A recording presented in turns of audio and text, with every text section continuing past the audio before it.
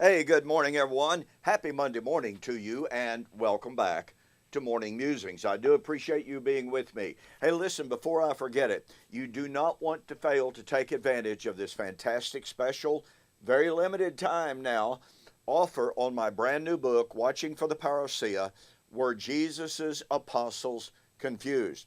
As we are going through the Olivet Discourse, do not forget this critical fact. Every single commentator who believes that Matthew 24:36 through chapter 25 refers to a yet future second coming of the Lord bases that concept, bases that interpretation on their idea that when Jesus predicted the destruction of Jerusalem and the temple, the apostles, bless their hearts, were confused. They were ignorant. They were just simply wrong because in their mind they conflated Jesus' prediction of the fall of Jerusalem and the temple with the end of time, with the end of the Christian age. Now everybody knows those are two separate events, right? And so commentators, based on that false assumption, the assumption of the confusion of the apostles, the assumption that the apostles were ignorant, proceed to find a distinction in Matthew chapter 24:36 and following, a distinction that is simply not supported linguistically, grammatically, textually, or contextually, and they build their theory of two different comings in Matthew chapter 24 through chapter 25. In this book, and as I've told you, I'm not aware of another book like it anywhere that addresses this specific topic, and certainly not as thoroughly as I do in this book. There is an abundance of evidence, Old Testament, New Testament, from Jesus, from the apostles, to prove beyond a shadow of a doubt that the apostles were not confused. Now what that means is, all right, as we prepare for today's discussion of the Olivet Discourse, what that means is when Jesus said that the coming of the Son of Man would be as it was in the days of Noah, and when Jesus said in Luke chapter 17 that the coming of the Son of Man would be like it was in the days of Noah, and it would be in the day when the Son of Man is revealed, that we're not talking about some different time of the revelation of the Son of Man. We are not talking about some event different from, in contrast to, the Lord's coming in AD 70. You must realize how important the claim of Jesus, that Jesus' apostles were confused or ignorant, how absolutely fundamental it is to the futurist view of eschatology. Now, regular price, the book is $18.95 plus $4.95 shipping. All right? $23 and something. For the rest of this month, and this month ends this week, right? For the rest of this month, July 2020, U.S. orders only, total delivered price, $15.95. Go to my website, donkpreston.com, BibleProphecy.com. There's a banner right there on the front. Take advantage of it. As well as, listen, don't forget, we're still offering our great Preterist Pilgrim Weekend discounts until the end of this month. I mean, and the discounts are deep, as well as giving free shipping.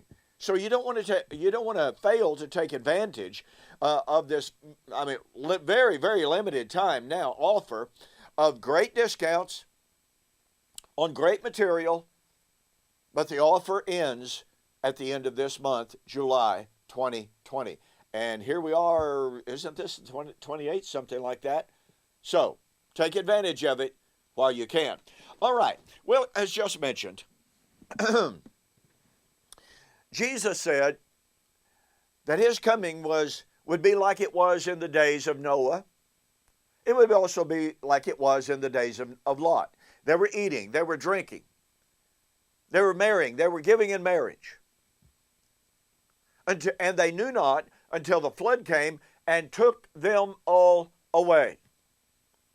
So shall it be, Jesus said in Luke chapter 17, in the day when the Son of Man is revealed. Now, last Thursday, I shared with you 2 Thessalonians chapter 1 about the time, the context, the framework for the revelation of Jesus Christ. Look now at 1 Peter. In 1 Peter, Peter is writing to the churches of Asia, by the way, the same churches that John in the book of Revelation had already written to. That's right, had already written to. And he talks to them about the salvation of their souls, which they were even then in the process of receiving. It was the salvation that had been foretold by the Old Covenant prophets. But before they could receive fully that salvation, they had to endure for only a little while. Now, look, folks, this is extremely important. They were being persecuted, afflicted, obviously by the Jews, as the context shows. But he says, you are being kept by the power of God through faith for the salvation of the soul, ready to be revealed in the last time. Now, the word ready there is from the Greek word hetoimos. And it means not only morally prepared, but it means temporally imminent. So here is their salvation. The salvation of their soul, which was ready to be revealed. Now, it was ready to be revealed in the last times. And by the way, in 1 Peter chapter 1, 19 and 20, he tells us Jesus had been revealed in the last times. That's the times of the first century. Thus, this salvation was ready to be revealed. And so then he continues in verse 13. Therefore, after encouraging them to faithfulness, even though they had to suffer for just a little while. By the way, that's a direct parallel with Revelation chapter 6, 9 and following, that there had to be more martyrs experience martyrdom before the great day of the Lord. So here is Peter writing to the same people saying they had to suffer for only a little while until the revelation of their salvation. Anyway, all right, one of these days I may just do a comparative study between 1 Peter and 2 Peter and Revelation. That comparison proves that Revelation was written before the fall of Jerusalem. But again, I digress. Okay, 1 Peter chapter 1, verse 13. Therefore, gird up the loins of your mind. Be sober and rest your hope fully upon the grace that is to be brought to you at the revelation of Jesus Christ. Now, this is the revelation of Jesus, which is the revelation of their salvation, which is the vindication of their suffering. When did Jesus say that the vindication of all the blood of all the righteous shed on the earth would be accomplished? Read Matthew 23, 29 and following. There's no question about it. You have to go through incredible theological gymnastics, verbal gymnastics, to get anything out of it other than the fact that those martyrs, all the martyrs, would be vindicated in that generation. All right? Then, in 1 Peter chapter 4, the writer continues discussing the revelation of Jesus Christ. I'm going to start with verse 12. Beloved, do not think it strange concerning the fiery trial which is to try you. Now, look, this is not in the future tense. It's literally, do not think it strange concerning the fiery trial that is in your midst. I don't know why they translated this as a future. There's no justification for that. Anyway, which is to try you, again, not present, as though some strange thing happened to you, but rejoice to the extent that you partake of Christ's sufferings, that when his glory is revealed, see, this is Luke chapter 17, the revelation of Jesus Christ. The revelation of Jesus Christ coming in the glory of the Father. But rejoice to the extent that you may partake of Christ's sufferings. You may also be glad with exceeding joy. Now, watch this. He's talking about the revelation of Jesus Christ. Look at verse 5. The revelation, the judgment of the living and the dead was ready. Jesus was ready, same Greek word, hetoimos, ready to judge the living and the dead. Oh, watch this, verse 7. The end of all things is at hand. Oh, what happens at the end of all things?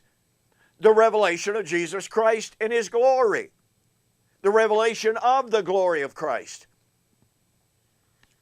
And then in chapter 5, verse 17, don't forget, the time, literally the appointed time, has come for the judgment. Well, what judgment is he talking about? The judgment of verse 5. The judgment of the living and the dead. The time of the revelation of Jesus Christ in His glory. 1 Peter chapter 5, verse 1. The elders who are among you I exhort. I am also your fellow elder, and a witness of the suffering of Christ, and also a partaker of the glory about to be revealed.